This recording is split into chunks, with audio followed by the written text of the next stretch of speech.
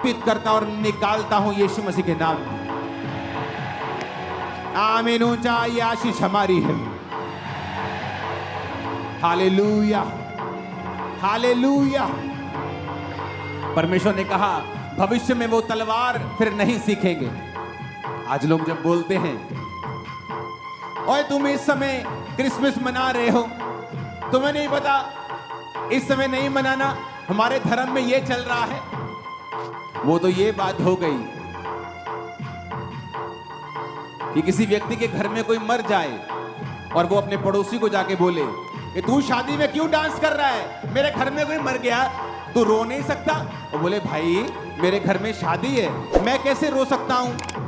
और कोई ऐसा कहे कि शादी वाली बारात किसी घर से घर के सामने से निकल रही हो और उस घर में कोई मरा हुआ, वो आके बोले ए हमारे साथ डांस कर। बोलेगा भाई मैं तेरे साथ डांस नहीं कर सकता, मेरे घर में मौत हुई। तो क्या भला है, रोने वाला अपना काम करे, वो रोता रहे, हंसने वाला हंसता रहे। उसके रोने का समय और है, इसका समय और है, तो दोनों अपना अपना काम करो। तो जीसस ने कहा भविष्य में तलवार की विद्या तुम नहीं सीखोगे। नहीं तो हम भी तलवार चलाते कि तू कैसे कह सकता है कि हम परमेश्वर के जन्मदिन को ना मनाएं जो हजारों सालों से दुनिया मनाती आ रही है। सबसे पुराना यहूदी धर्म है, तुम कैसे रोक सकते हो हमें। लेकिन जीसस ने कहा लोग तलवारों को पीट पीट कर उन्हें और यंत्र बना लेंगे क्योंकि उन्हें तलवारों की जरूरत नहीं पड़ेगी। आपके घर में शादी है, आपके घर में कोई मर जाए तो आप शादी वाले बंदे को रोक नहीं सकते कि हमारे घर में कोई मर गया तुझे रोना पड़ेगा। वो बोलेगा भाई तेरे घर में मरा तू रो, मेरे घर में मेरी बेटी की शादी तो मैं तो डांस करूंगा।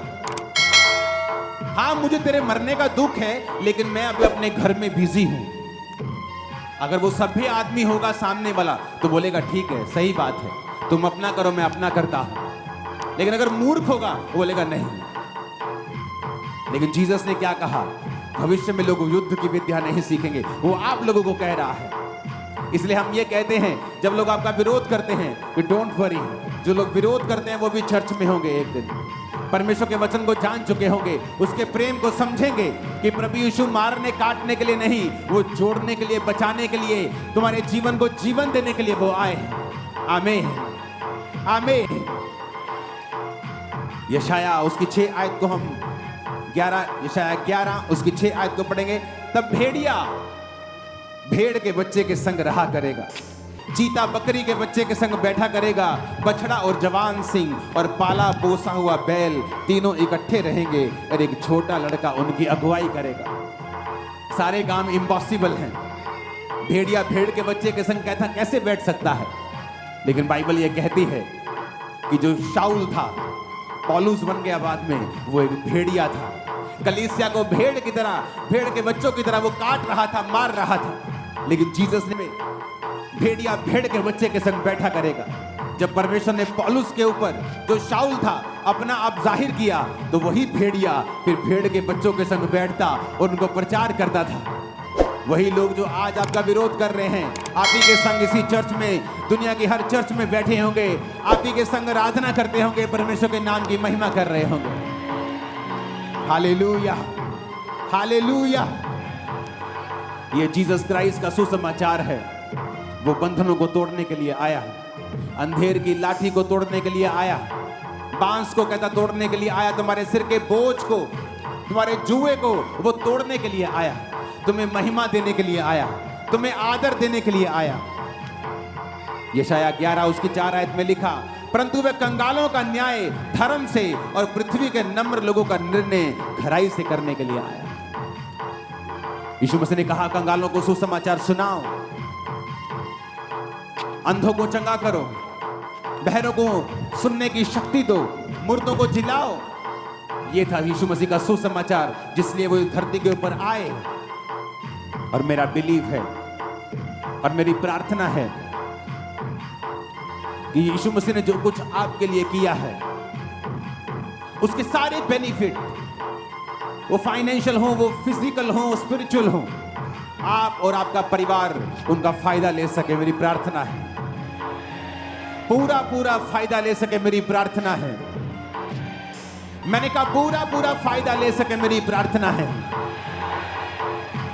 जीसस क्राइस्ट ने जो हमारे लिए किया है, आप उसका पूरा फायदा ले सके। जब आपको मालूम हो जाएगा कि मुझे अब निराश रहने की जरूरत नहीं, मेरे जुए को उसने तोड़ दिया है, मुझे क्या करना है? सिर्फ जीसस क्राइस्ट के ऊपर बिलीव करना है, यीशु मसीह के ऊपर विश्वास करना है, उसे अपना उद्धारकर्ता ग्रहण करना है, बपतिस्मा लेना है। आज क्रिसमस पर बपतिस्मे होंगे, मैं आपको बैप्टाइज करूंगा यीशु मसीह के नाम में, और आप समझ जाएंगे इस वचन को, जो वचन बाइबल में लिखा है कि जो विश्वास करेगा और बपतिस्मा लेगा उसका उद्धार होगा।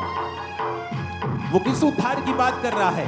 क्योंकि इस दुनिया में जब आप उद्धार शब्द को सुनते हैं, आपको लगता है ये कोई स्पिरिचुअल बात हो रही है, लेकिन जीसस क्राइस्ट ने अगर आपके शरीर को बनाया है तो वो सिर्फ आत्मा की बातें आपसे नहीं करता। पतरस ने कहा, परमेश्वर हम सब कुछ छोड़ के तेरे पीछे हो गए। जीसस ने कहा, ऐसा एक भी नहीं है जिसने खेतों को, पैसों को, फैमिली को, बाल बच्चों को मेरे लिए छोड़ दिया हो और इस समय 100 गुना ना पाए और परलोक में अनंत जीवन, कि जो कुछ तुमने छोड़ा है तुम 100 गुना पाओगे और तुम साथ में परलोक में अनंत जीवन भी पाओगे।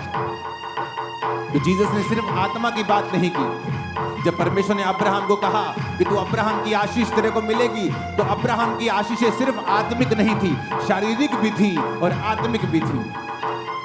आज आप सिर्फ जब परमेश्वर को ग्रहण करते हैं, उद्धार सिर्फ आत्मा का नहीं होता, वो आपके शरीर का उद्धार करता है, परिवार का उद्धार करता है, मन का उद्धार करता है, दिमाग का भी उद्धार करता है, सोचों का उद्धार करता है, फैमिली का, नेशंस का, देशों का, मोहल्लों का उद्धार करता है। उसका उद्धार बहुत बड़ा है। हालेलुया।